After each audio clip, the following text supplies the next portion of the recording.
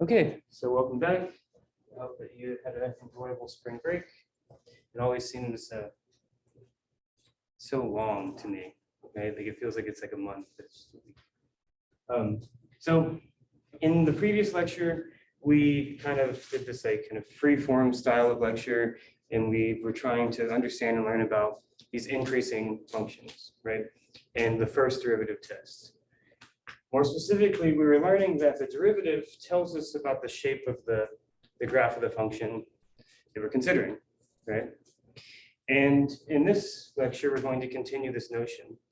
But now, instead of looking at where functions are increasing or decreasing over intervals, we're going to look at something called the concavity of a function. So I think the easiest way to understand this is to consider very simple examples at first. So let's just start with two examples. Say f of x equals to x minus 2 all squared plus 1, maybe.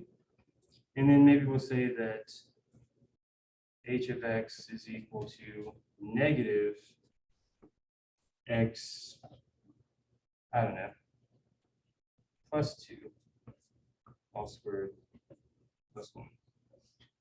Oh, no, actually, I'll keep it the same. I'll just do the same functions, negative versus positive there. Okay. Now, these are simple functions to visualize. They're just parabolas, and they're in vertex form, so we can easily visualize the graphs of these functions. So for f, this function is the parabola that's been shifted over by 2 and then raised by 1. So maybe it looks something like this. So this would be like f of x. Okay.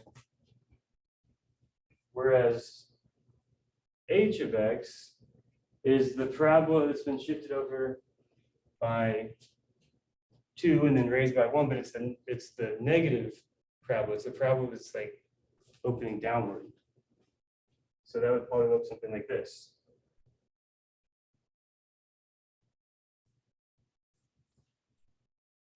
Okay. And they have the same vertex, but just this one is open up, and the other one, h, is open down. Now, this kind of behavior is interesting for several reasons, but to me, I like it when my graphs have shapes like this because I'm often trying to minimize or maximize functions, right? Like the very first day of class is like, I like to minimize these things and maximize things, right? Because it's related to like a lot of machine learning. And when they have these shapes like this, when we try to find a minimum or a maximum, we're finding like a global max in this case, or a global min in that case, right? On this, like on all of R, but sometimes we have to restrict ourselves to like certain intervals, right? Like it could be the case that like the function, we don't know what it's doing, but like in like this interval right here, it's kind of like bowled out like that, right? So searching for these bowls, to me, as someone that studies optimization, is important. Because optimizing functions is how you solve a lot of real world problems. So how could we like capture this, like this visualization here, like this bowl, how could we capture that with mathematics, right? Like what exactly is happening here? Well, as we did in the previous lecture, we used the derivative to somehow tell us about when the function was increasing, right? Right, if the derivative is positive over some interval, we know that it's going up, right? If the derivative is negative over some interval, we know that it's going down, decreasing, right? So how can we use the derivative to describe this bowl-like shape? Well, let's just say, okay, let's find the derivative of this function like right here. It's the slope, it will give us the slope of this tangent line. Right? Whatever that tangent line's slope is, can y'all even see that? I can barely see that. I'll make it fatter.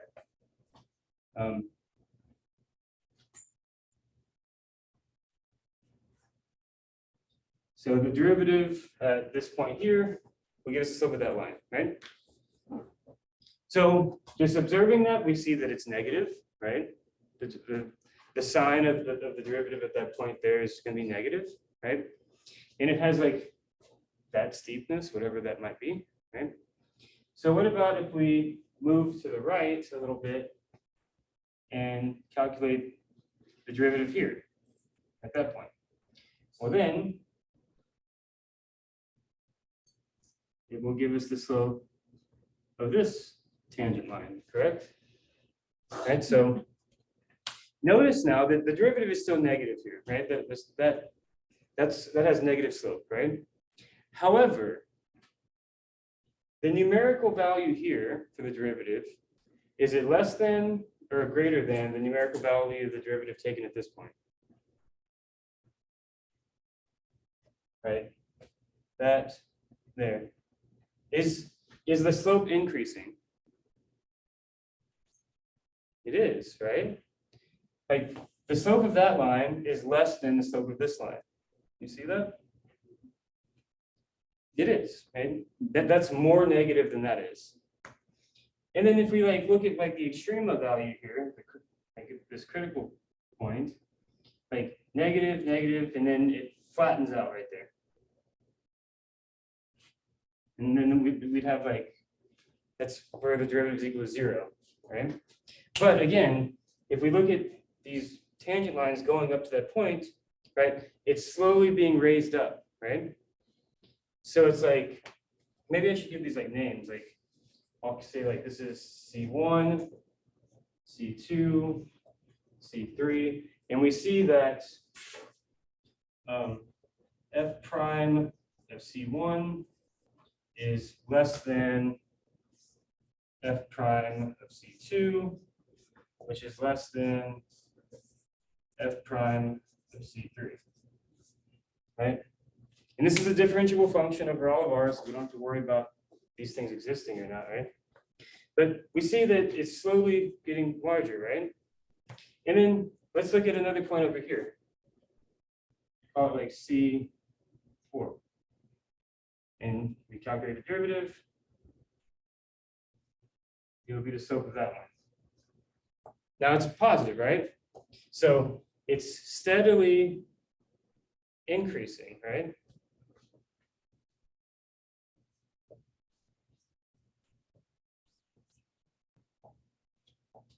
And if you think about that, right, like if the tangent line is always increasing like that over some interval containing these numbers, right? Like it's always going to be increasing, right? Then isn't it going to kind of tell us that there's a little bowl right there? The blue lines are actually like tracing out a bowl, right? The tangent lines are actually tracing out a bowl. And since it's always increasing, we know that we're kind of bowled like that, right? So now let's consider the same problem with this one, with H, right? If we pick like a point here, right there, and we look at the slope of the tangent line at that point, it's like this. It'll give us the value of that, the slope of that line. So I'll call that like C1 over here, whatever. Right? And then maybe we want to look at another point, C2. We evaluate the derivative at C2, and it will give us the slope of this tangent line. Now, is this slope less than or greater than the slope of that line?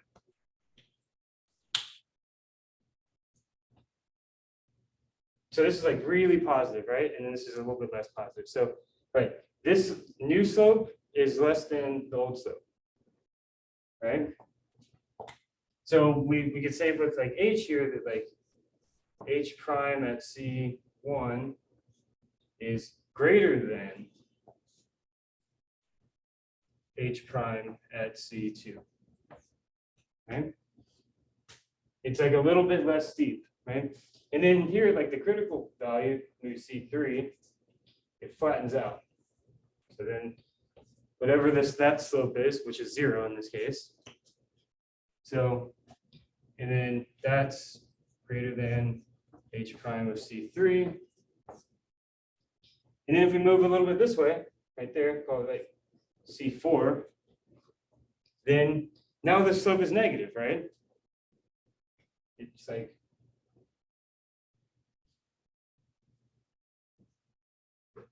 right?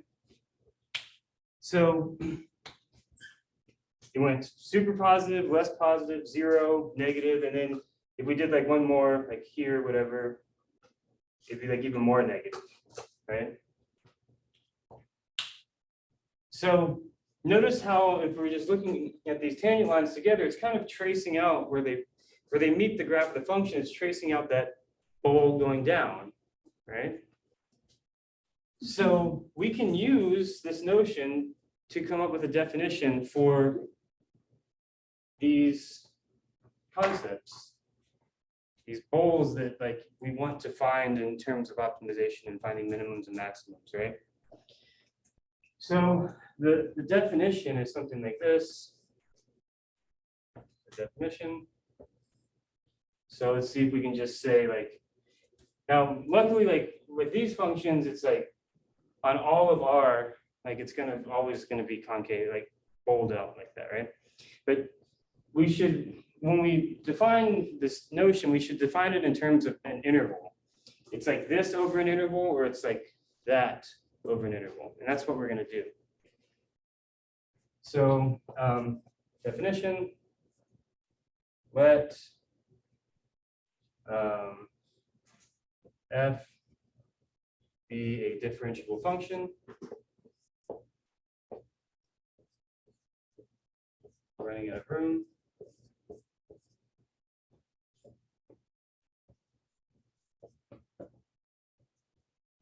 on some like open or closed interval. I'll just say some interval I. Okay. So we're going back to our simple examples here. We see that this shape was indicated by increasing derivatives, right? So we'll call that concave up. Okay. So f is concave up when f prime is increasing on I.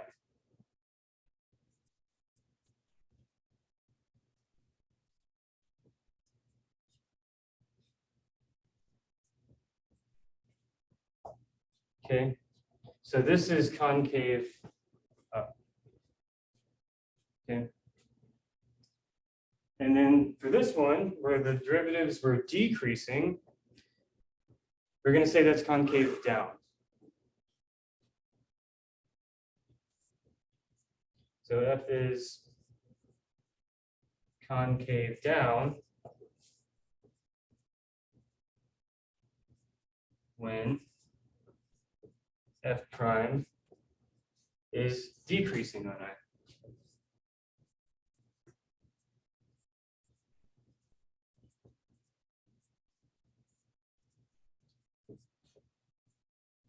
Okay.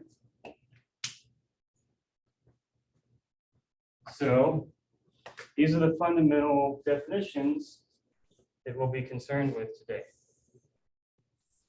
Determining over what intervals a function is concave down or concave up.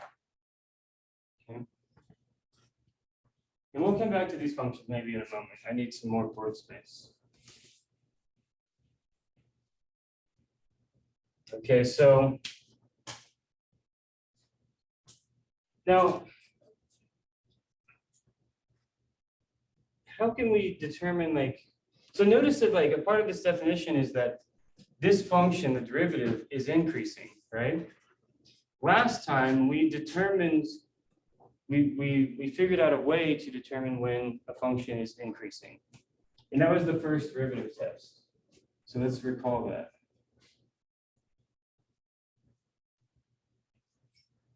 So this is the first derivative test.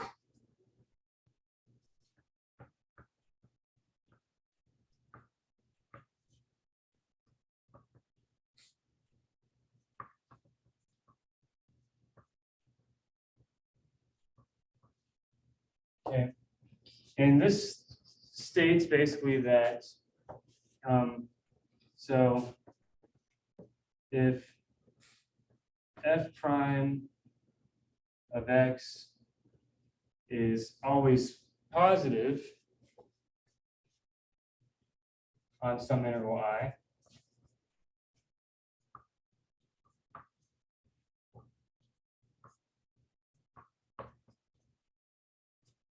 then f is increasing on I.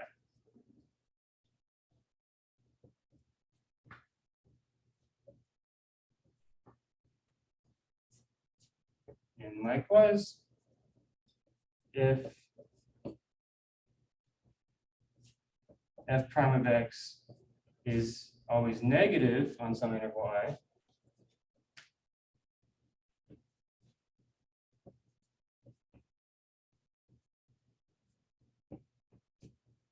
then f is decreasing on I.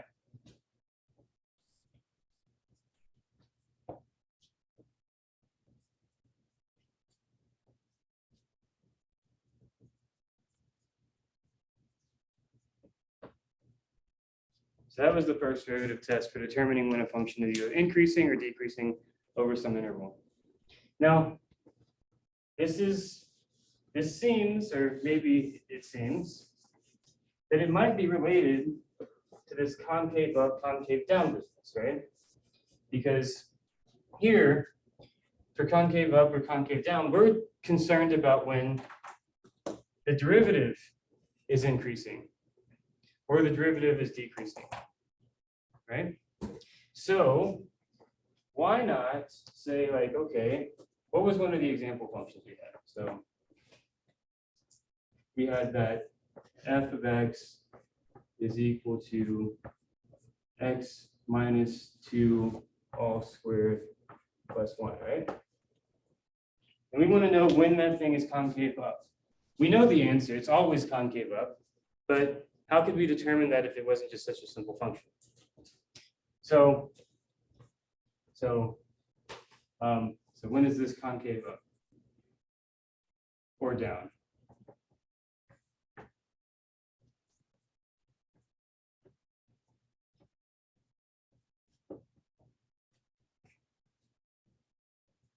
Right.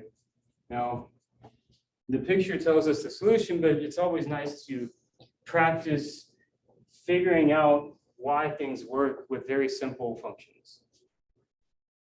Okay. So let's look at like a possible solution here. Well, we need to find out when the derivative is increasing or decreasing, right? Because that's going to tell us concave up or concave down. So we just need to note that f prime of x is equal to 2 times x minus 2. Okay, that's the derivative. Use the chain rule here, derivative constant 0, right? So, but now this is a function, right? That's a function. But in an x, you get out a value, right? So why not, since we're now concerned about when that f prime is increasing or decreasing, why not look at this first derivative test on that, right? This tells us when a function is increasing or decreasing. That's what we want to know on that function. So let's take the derivative of this. F double prime of x. And that's just going to be equal to what? 2. right? If you multiply it in, it'd be 2x minus 4, take the derivative of that, is just 2. Oh, that's a constant function, right? It's just equal to 2 everywhere. It's positive, right? And since it's positive everywhere, the derivative of that function is positive everywhere. We know this is increasing everywhere. So this implies that f prime of x is increasing, right?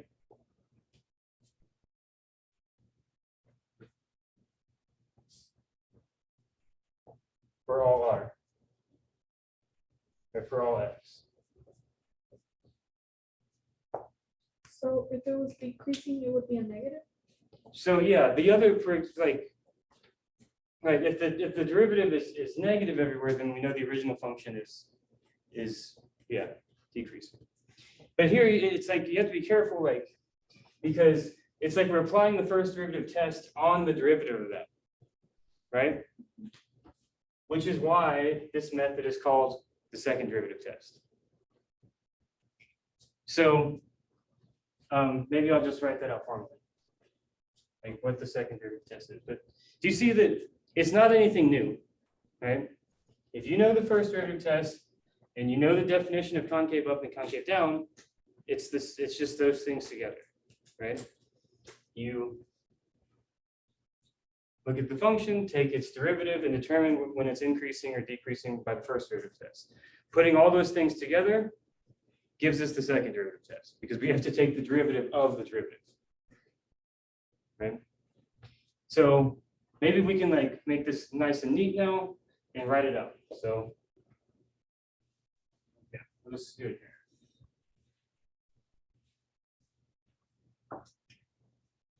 So this would be the second derivative test.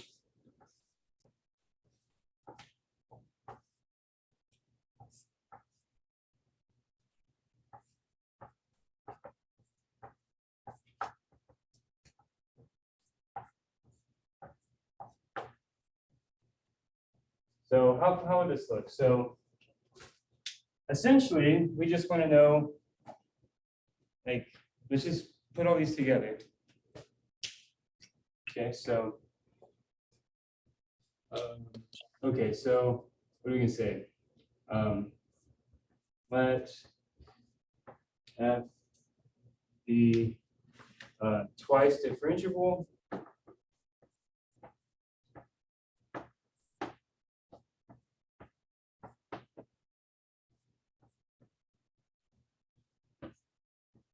on some interval I.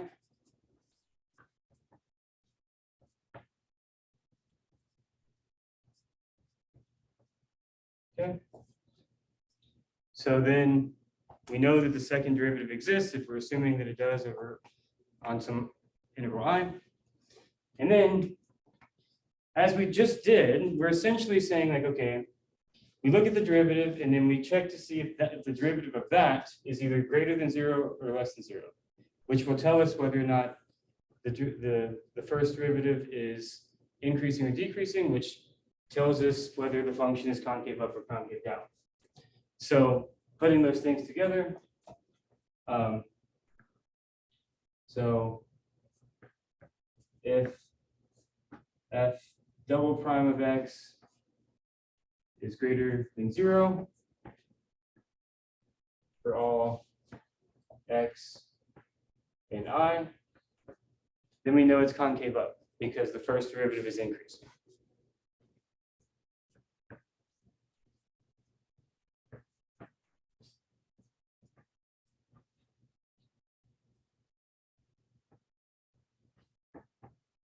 Now, I'm not wording this the most precise way. I should say the graph of f of x is concave up on that interval. I'm writing f of x, but what I'm really saying is the graph is concave, right? Because that's how we've defined concavity. Okay. And in part 2, if f double prime of x is negative, all x in I, then f of x, the graph of f of x is concave down on I. So this is what is called the second derivative test. But really, it's just an application of the first derivative test on the derivative of the original function. Right? That's all it really is.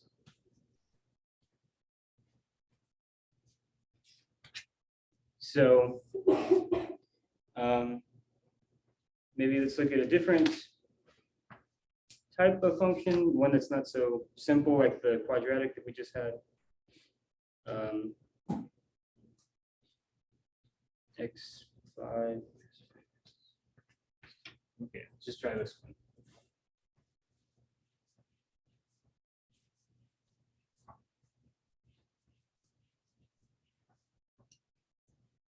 Okay, so this is an example problem on what intervals is the function f of x equals to x to the power of 5 minus 5x plus 2. I think that's the example I wanted. Yep.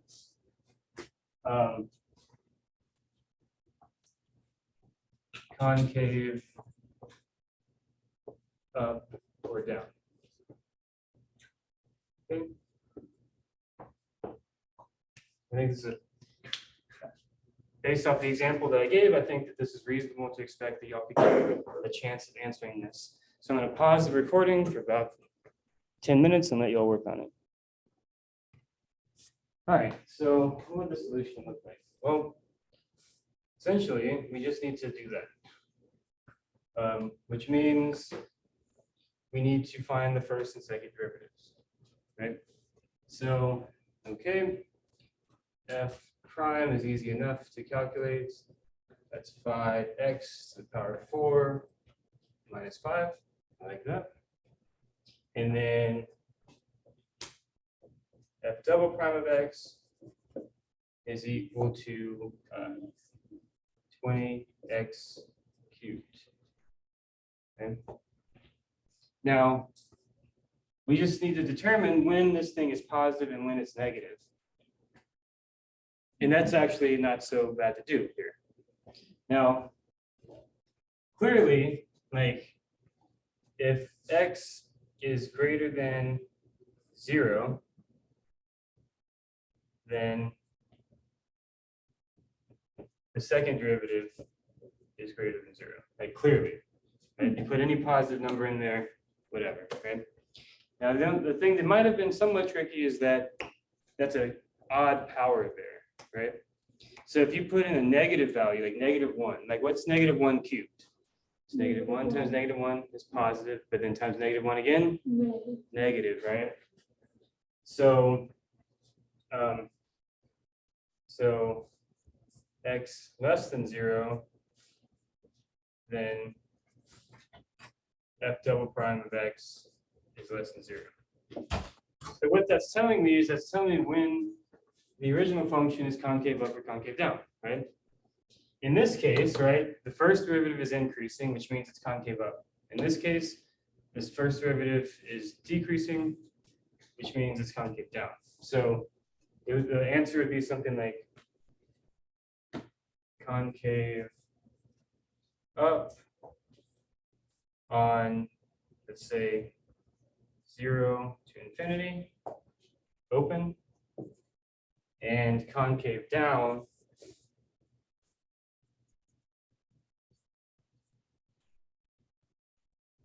on negative infinity to 0. That's the answer. That's it? That's it. We're just determining the intervals where the second derivative is either greater than 0 or less than 0. So let's try one that's a little bit more messy. Notice that this was like, took me like 2 seconds to get to the second derivative. Let's look at a messy one.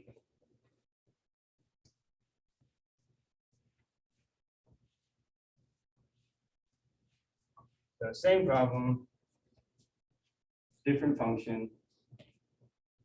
So on what intervals is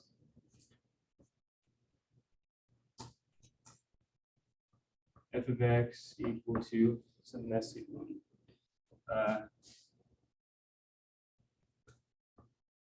6 over x squared plus 3. Yeah.